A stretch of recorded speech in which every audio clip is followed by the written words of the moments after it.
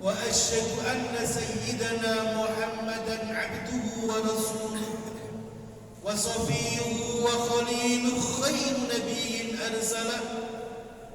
أرسله الله إلى العالم كله بشيرا ونذيرا. اللهم صل وسلم وبارك وترحم وتحنن على سيدنا محمد وعلى آل سيدنا محمد وعلى أصحاب سيدنا محمد كما صليت وسلمت وباركت وترحمت وتحننت على سيدنا إبراهيم وعلى آل سيدنا إبراهيم في العالمين إنك حميد مجيد. أما بعد فيا عباد الله فيا عباد الله فيا عباد الله أوصيكم ونفسي المذنبة بتقوى الله. أوصيكم فيا عباد الله بتقوى الله تعالى. ولقد نبهنا سبحانه وتعالى حين قال في كتابه الكريم بعد أعوذ بالله من الشيطان الرجيم بسم الله الرحمن الرحيم يا أيها الذين آمنوا اتقوا الله يا أيها الذين آمنوا اتقوا الله حق تقاته ولا تموتن إلا وأنتم مسلمون. ونبهنا حبيبنا محمد صلى الله عليه وسلم حين قال اتق الله حيثما كنت وأتبع السيئة الحسنة تمحها وخالق الناس بخلق حسن. Hadirin termasuk yang Jumat yang dimuliakan Allah Subhanahu wa taala, mari pada kesempatan yang baik ini, di hari yang penuh berkah ini, di bulan barokah ini, di rumah Allah ini, kita kembali bersama-sama memperbarui hubungan kita dengan Allah Subhanahu wa taala, memperbarui janji kita kepada Allah Subhanahu wa taala. Kita kembali berjanji kepada Allah Subhanahu wa taala untuk meningkatkan takwa kita, takut kita kepada Allah Subhanahu wa taala. Kita berjanji kepada Allah Subhanahu wa taala untuk sekuat tenaga di sisa usia kita berusaha menjaga, melakukan sekecil apapun kewajiban-kewajiban yang telah Allah bebankan dalam kehidupan kita. Kita kembali berjanji kepada Allah Subhanahu wa taala meningkatkan takwa kita, takut kita kepada Allah. Kita kembali berjanji kepada Allah untuk menghindari, menjauhi sekecil apapun larangan-larangan, kemaksiatan yang telah Allah tetapkan dalam kehidupan kita. Kita tingkatkan takwa kita kepada Allah Subhanahu wa taala, bukan sekadar bagaimana kita menjalankan perintah Allah, bukan sekadar bagaimana kita menghindari larangan-larangan Allah. Kita tingkatkan takwa kita dengan kita berusaha bagaimana kita senantiasa terus merasa bersama Allah, dengan kita berusaha sekuat tenaga, berusaha merasa terus diawasi oleh Allah Subhanahu wa taala.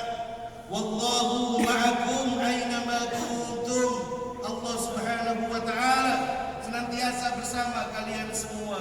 Allah bersama kita, Allah melihat kita, Allah membersamai kita dimanapun dan kapanpun kita berada. Allah senantiasa bersama kita dan akan menghisab sekecil apapun amal yang kita lakukan. Kita tingkatkan takwa kita, takut kita kepada Allah Subhanahu wa taala ke level takwa yang paling tinggi, yaitu dengan bagaimana kita sekuat tenaga mensyukuri sekecil apapun kenikmatan-kenikmatan, anugerah-anugerah Allah Subhanahu wa taala yang tiada henti sampai detik hari ini senantiasa Allah limpahkan kepada kita semua.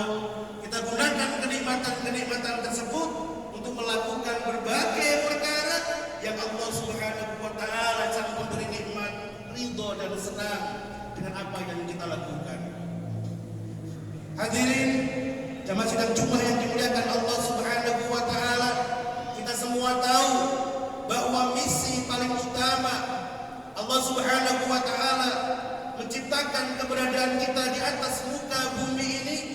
tidak lain tidak bukan adalah agar kita senantiasa beribadah kepada Allah Subhanahu wa taala. Wa ma khalaqtul jinna wal insa illa liya'budun, dan tidak menciptakan jin dan manusia kecuali misi utama aku ciptakan mereka semua adalah agar mereka senantiasa beribadah kepadaku. Dan ternyata ketika kita melihat diri kita sendiri di saat kita ibadah kepada Allah Subhanahu wa taala, terkadang kita menemukan kondisi di mana di saat kita ibadah kepada Allah Subhanahu wa taala kita menemukan kondisi kita merasakan kenikmatan yang luar biasa. Kita menemukan kondisi di saat kita berdiri salat bertemu dengan Allah Subhanahu wa taala dengan salat malam kita merasakan kenyamanan yang luar biasa. Di saat kita bertemu dengan Allah dengan tilawah ayat-ayat Quran kita merasakan suasana yang luar biasa. Akan tetapi dalam kondisi yang lain kita kadang menemukan diri kita di saat adzan dikumandangkan terasa berat badan ini memenuhi undangan Allah Subhanahu wa taala. Di saat kita duduk di majelis-majelis ilmu, duduk di rumah-rumah Allah, mendengarkan ilmunya Allah Subhanahu wa taala, mendengarkan firman-firman-Nya Allah, kadang kita merasakan ketidaknyamanan yang luar biasa. Dan ini yang menjadi permasalahan bagi kita semua.